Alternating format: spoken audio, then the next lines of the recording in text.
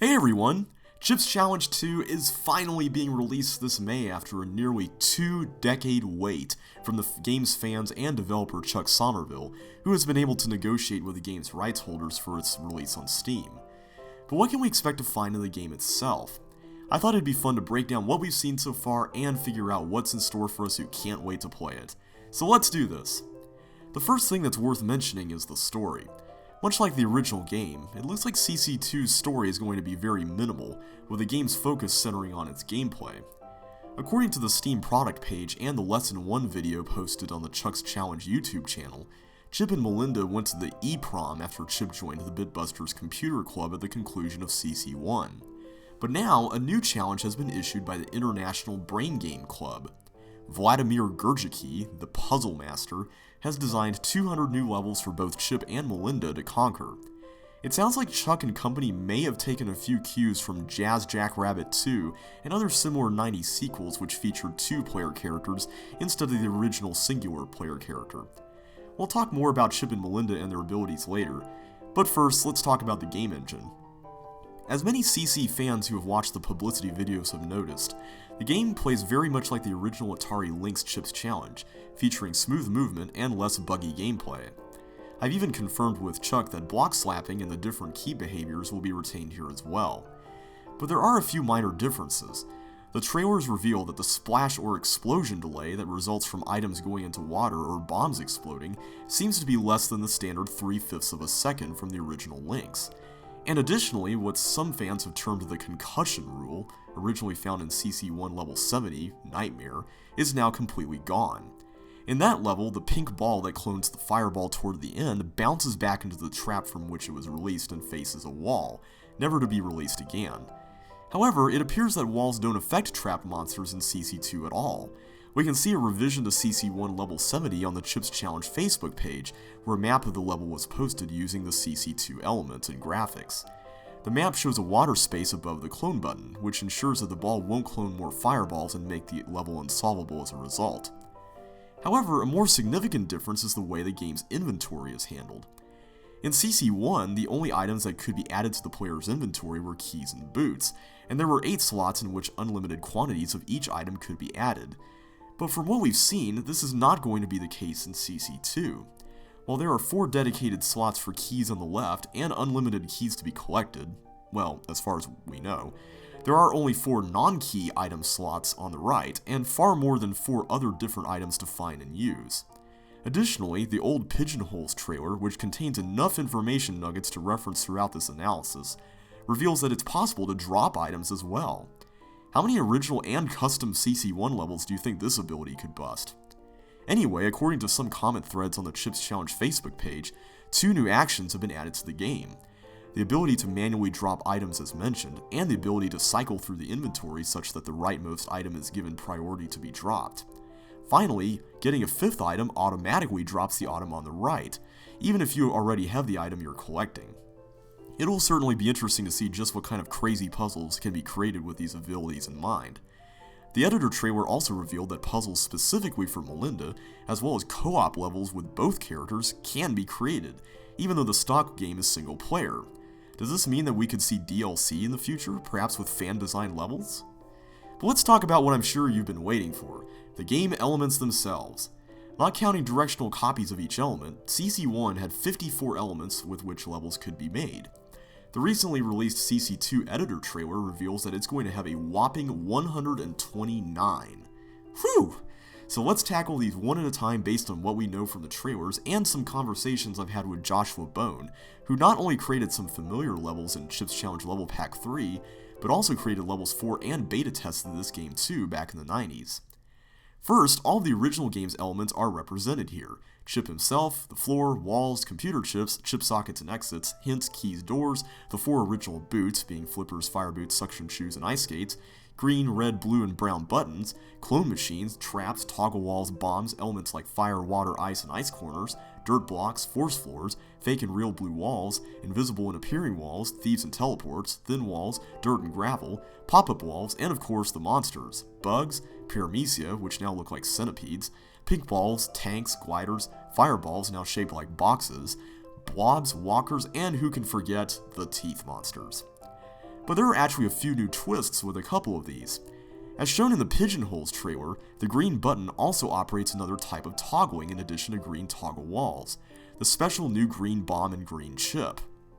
It's also noteworthy that setting the amount of chips required to complete a level is not done manually, CC1 style. CC2 now automatically sets this number by counting all the regular blue chips and special green chips in the level. This means that if you put one of those green bombs in your level, it will add to the required chip count. But what if you want extra chips or want those green bombs to be exploded for some reason? Well, it turns out that the development team thought of that too. And if you've played Chuck's Challenge, you may have already seen this solution used in its editor in the form of a red version of its required collectible that functions as non-required and appears as a normal blue version in-game. In CC2's editor, you can see a blue chip with a tiny plus sign, which seems to serve the same function. Even in the CC1 maps with the CC2 graphics posted on Facebook, these blue chips with the plus signs have been used in levels with extra chips, like Lesson 6 and Hunt. And look, all the chips even say CC2 on them. Pretty neat, huh? And speaking of Chuck's Challenge, let's talk about the game elements that were used there next. While some of them were completely unique to that game, like the spitters and multicolored toggle buttons and square buttons, it looks like players will be busy enough with the many unique CC2 game elements that we won't even need anymore. And some of those that originally came from CC2 can be seen in the Pigeonholes trailer, arguably the most obvious being the yellow tank, its controls, and ice blocks. In Chuck's Challenge, the tanks were called golems, and the yellow golem's controls looked like a D-pad on a game controller. But in the source material, they look like 4 circles occupying the cardinal direction points on a square. Also making an appearance are ice blocks, which turn fire into water and water into ice, can be pushed in a straight line when multiple ice blocks are involved, and according to Josh, can even turn into water when hit by a fireball, much as is the case in Chuck's Challenge. Next up is slime, which makes a brief passing appearance at the beginning and end of the Pigeonholes video. There we see that blobs, when touching it, can spread it around. And a screenshot posted on Facebook of Lesson 3 shows that blocks can erase it, much like Chuck's Challenge.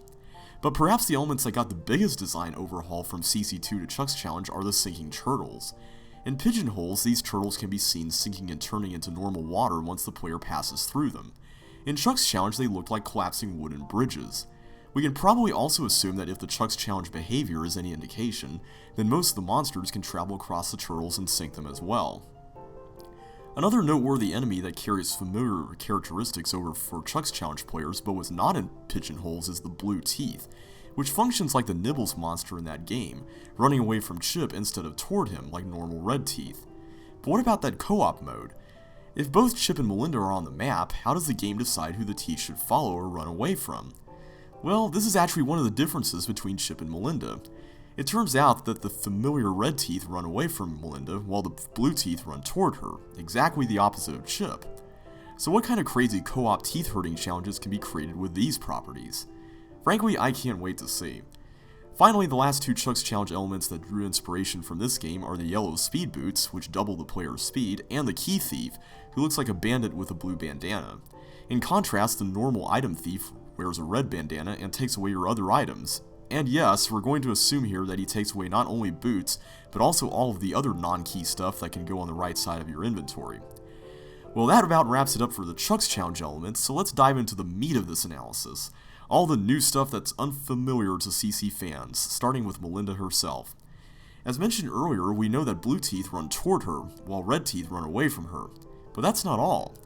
As revealed in the editor trailer that showed off co-op mode, Melinda can also walk normally on ice without skates, as well as be blocked by dirt. But don't worry, there is hope for her. Another snippet from the same video, as well as the Lesson 3 screenshot, shows that the player plays as Melinda instead of Chip and is placed on a maze-like path with dirt on the right at the start. The end of the path is marked by brown boots, which we can only assume allow Melinda to traverse the dirt safely. But does she turn it to floor or not? Can Chip collect these boots and drop them somewhere else for Melinda? I guess we'll have to wait and see. But what we do know is that there are special male-only or female-only tiles that force players to be either Chip or Melinda in order to pass through them, the former of which can be seen in Pigeonholes. And there are even really cool doppelgangers of Chip and Melinda against a red background which move when the corresponding player character moves, and in the same direction. According to Josh, they even follow the same inventory rules as Chip and Melinda, dropping items when they run out, though unable to manually cycle through them.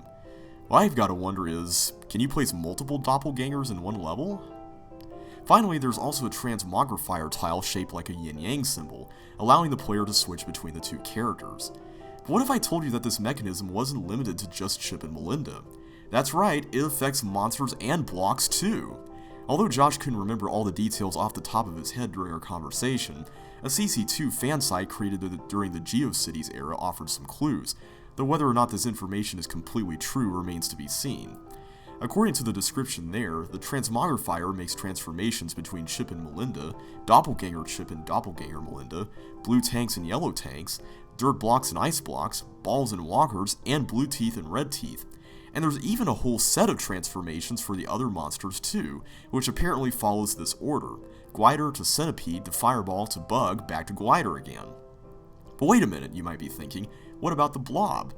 Well, at least according to this description, somewhat appropriately enough, blobs turn into a randomly selected monster, excluding tanks. This could very well be one of the most interesting elements in the game depending on how it's used, if this info is to be believed. Speaking of monsters, it looks like we've got 3 more new ones to deal with, and at least 2 of them can be seen in the video footage released so far. First, there's the Ghost, which appeared in Pigeonholes, and it has several rather notable characteristics.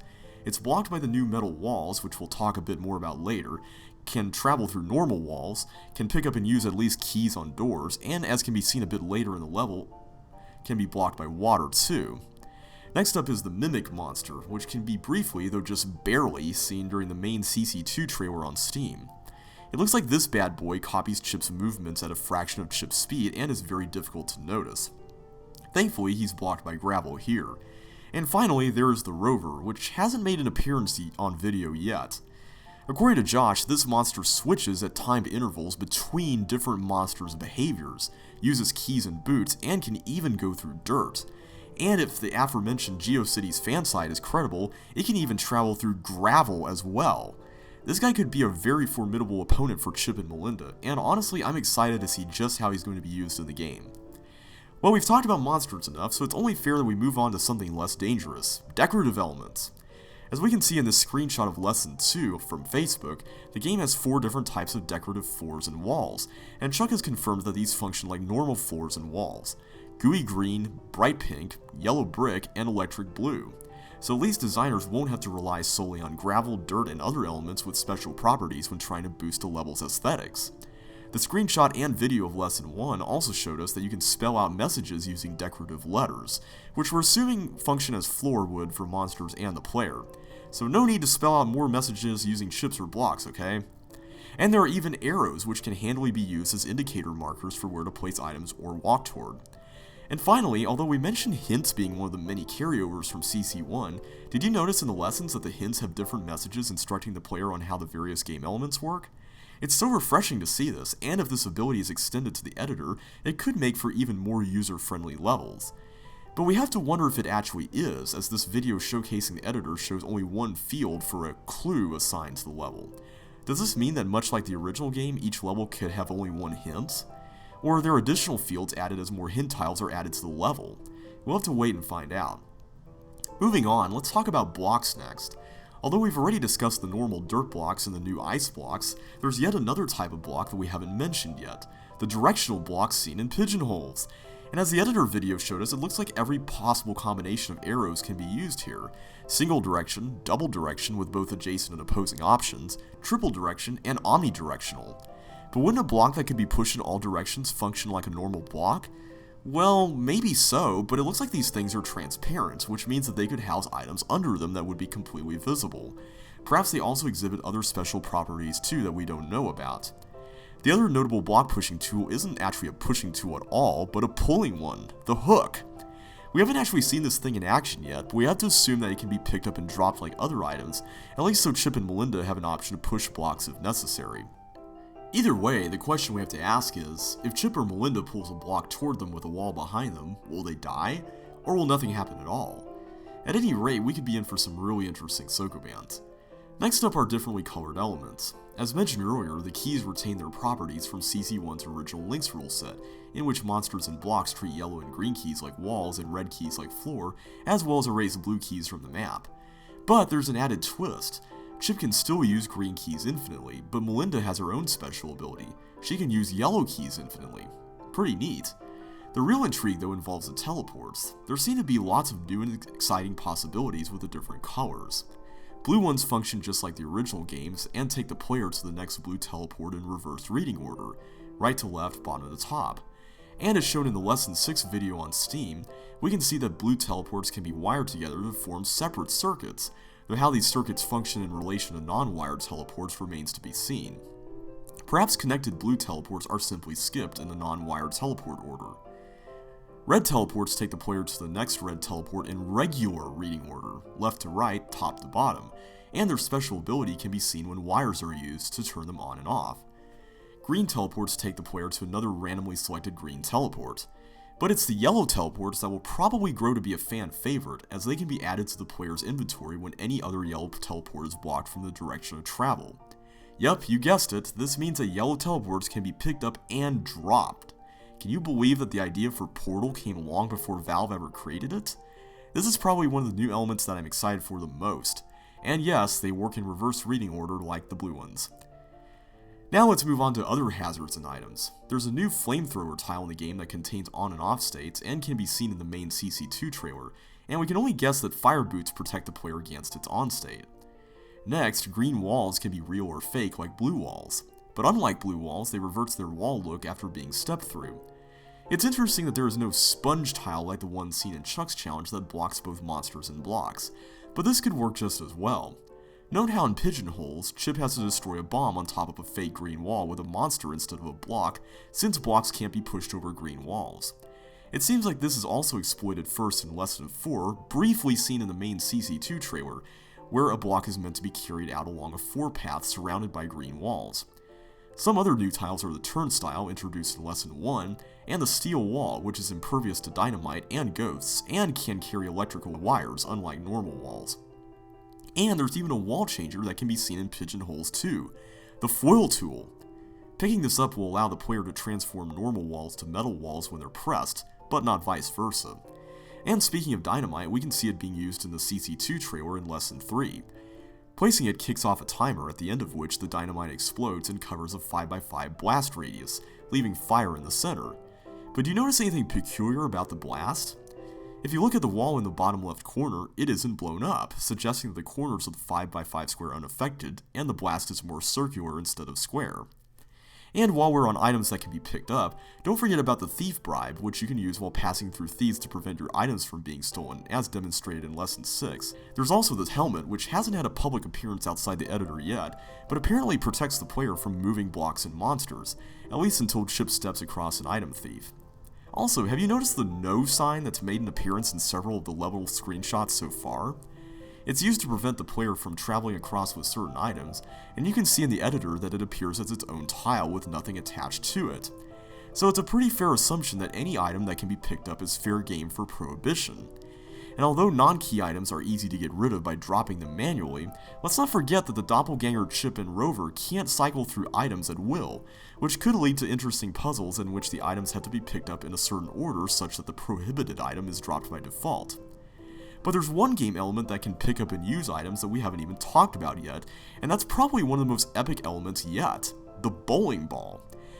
We can briefly see a glimpse of it in the CC2 trailer blowing up a bomb and going across an opposite gender sign, but according to Josh, this item can also destroy monsters and pick up, use, and automatically drop items as well, which could make the game even more insanely complex, particularly in conjunction with yellow teleports. Alright, don't worry guys, we're almost done. There's a few more categories of game elements to talk about, starting with railroads. From the footage released so far, it looks like these tracks function similarly to ice, but they can be entered only from an open end of the track, that is, unless the player possesses the crossing sign. Additionally, they can be layered on top of each other, and we've seen two different scenarios involving this setup so far, one in Pigeonholes and another in the Lesson 6 trailer. In Pigeonholes, Chip slides through a series of railroad tracks that cross over each other and send Chip in a different direction when revisiting certain squares, suggesting that the order in which the tracks are layered in the editor is important. But it seems like you can also cycle through track layers using switches, which are showcased here in Lesson 6 to reach these groups of chips. It's unclear for now just how far this can go, but it's certainly one of the most intriguing elements of the game yet. Next up is everything that has to do with buttons and wires. As mentioned earlier, all of the original game's buttons are back here, with green buttons toggling between closed and open green toggle doors, as well as green bombs and green chips, blue buttons controlling tanks, red buttons controlling clone machines, and brown buttons controlling bear traps. But much like the original Link's Chips challenge, the red and brown buttons are automatically connected to the next clone machine or trap in reading order. Don't fret though, there's actually a nifty way around this that we'll talk about in a minute. For now, let's look at the other new buttons. First up is the gray or field effect button, which can be seen in both the Lesson 6 and Pigeonholes videos. Basically, as the corresponding hint in Lesson 6 says, this button changes the state of activatable items within a 5x5 area, including pink and green toggle walls and flamethrowers, and according to Josh, it even reverses force floors too, which nothing else in the game can do. Next up is the orange button. We can see these in the Lesson 3 screenshot as flamethrowers are introduced, and can only assume that they, like brown buttons, toggle between on and off states, but for flamethrowers instead of the traps. It looks like the connecting pattern for these is completely different than that for red and brown buttons too. And finally, we've got wire-centric pink and black buttons, which get a lot of screen time in the Lesson 6 video. It looks like you can hook up wires to all manner of objects in the game, and yes, you can even wire arbitrary trap, clone machine, and flamethrower connections if you wish, like the ice block clone machine in Pigeonholes. Wires can also be hooked up to on and off switches, and can be activated by the player when holding onto the lightning bolt item, also seen in Lesson 6. There's even a way to tunnel wires underground, which we can see in the upper left corner of Pigeonholes, providing that the path remains straight. Basically, from what we see in Lesson 6, the primary difference between pink and black buttons is that circuits hooked up to black buttons are on by default, whereas those hooked up to pink buttons need to be activated to turn to the on position. And you can even set up scenarios with black buttons where multiple buttons along a circuit have to be pressed down simultaneously for the circuit to be turned off. This could accomplish what the color-coded square buttons in Chuck's challenge did, and make Sokobands easier to construct without the need for traps and trap buttons. Or you can just imagine that the puzzle at the end of Blockhead in CCLP 3 is a lot simpler. Of course, no discussion about wires would be complete without the logic gates, and it seems like all the Boolean operators are indeed represented here, with the entire last column dedicated to logic gate or wire-related items, some of which we don't know much about yet. I won't go into these in any further detail here, particularly since almost no game footage has been released featuring logic gates other than a short clip from the editor trailer in which a circuit is adjusted. The last group of items in this discussion is optimization related, and it looks like Chuck and company did a fantastic job making a game where levels could be easy to solve, but on which players could have a really difficult time getting the highest score. Perhaps the best example of this can be found in the countdown numbers and the bonus flags, with the red 10-point flag, orange 100-point flag, yellow 1000-point flag, and blue 2x multiplier flag available as options. In Pigeonholes, we see a group of numbers southwest of the starting room that counts down from 238, and later on we discover that these numbers are hooked up via wires to an open pink toggle door, inside which lie several bonus flags. Not only that, but the numbers count down even faster than normal in-game seconds. The frame rate of the video makes it difficult to notice, but the timer is actually being controlled by a pink ball activating a pink button connected to the mechanism every 2 moves, which explains the speed. There's even a flamethrower connected as well that activates when the clock reaches 0 so that the pink ball can't move anymore. Thankfully, the player recording the video was able to get the flags right in the nick of time before the toggle door closed on him. But this raises all manner of questions, such as how many of these numbers can be strung together in a circuit, particularly if the timer can be activated at a rate faster than the in-game clock. We don't know yet, but one thing's for sure. It will be refreshing to be able to use something other than monsters to produce a timer mechanism in the game, particularly one with a clear endpoint. Although I guess a monster would need to press the pink button connected to this. But hopefully this sort of setup is indicative of what the actual difficulty of the game will be like, simple for most players to breeze through but incredibly difficult to master. There are other items that affect the in-game clock or the gameplay itself, such as clocks that add or subtract seconds from the time limit or freeze and restart it. The other notable items that haven't been mentioned yet are the canopy, which hides everything else under it, and the green eye, which reveals every secret in the level, including items under blocks, blue and green walls, and the mimic monster. So imagine that you're in a level where tons of hazards await under a large area covered by the canopy, but you can take some time to get a green eye and see everything under there. That would be the safe and fair route, but if you're a daredevil, you can try running through the whole thing blind to get the fastest time. It's that kind of challenge that will hopefully keep players coming back for more, and I wouldn't be surprised to see an official level with that setup. Whew, we're finally done covering all those elements. But just how will they be introduced in the game? Well, the CC2 trailer on Steam seems to be recorded using the editor test function, which explains why all the levels are labeled 001. But the Chips Challenge page on Facebook shows that while Lesson 1 is level 1, Lesson 2 doesn't appear until level 9, and Lesson 3 is placed all the way at level 19. This is probably the best way to go for this game, particularly with the vast amount of information necessary for both new and existing players to understand. And if the official levels posted on Facebook and screenshots on Steam are any indication, it looks like we'll be getting some bite-sized Chuck's Challenge style challenges mixed in with the sprawling epic ones too, including levels by CC veterans Brad McCleary and Scott Feeney. If those names sound familiar, you may have seen Brad's if you've looked at the high score record setter on the original game's level 66, and you may have experience with Scott's level design if you've played through the custom level set Catatonic P1. Which begs the question, will we see some levels from the custom CC1 level world in this game as official levels? Josh has already confirmed that his level Marooned, which was voted into Chips Challenge Level Pack 3, had made it into the game under the title Island. So it'll be interesting to see if we'll see anything else familiar. That pretty much wraps it up for our analysis today, so thanks so much for watching, and thanks to Chuck and Josh for much of the information here. If you liked this video, be sure to stay tuned on this channel for my full blind Let's Play of this game, which kicks off on release day, May 28th, 2015. And of course, if I missed anything noteworthy here, and I'm sure I did, be sure to leave a comment and let me know. Alright, thanks guys, take care, and catch you on the flip side.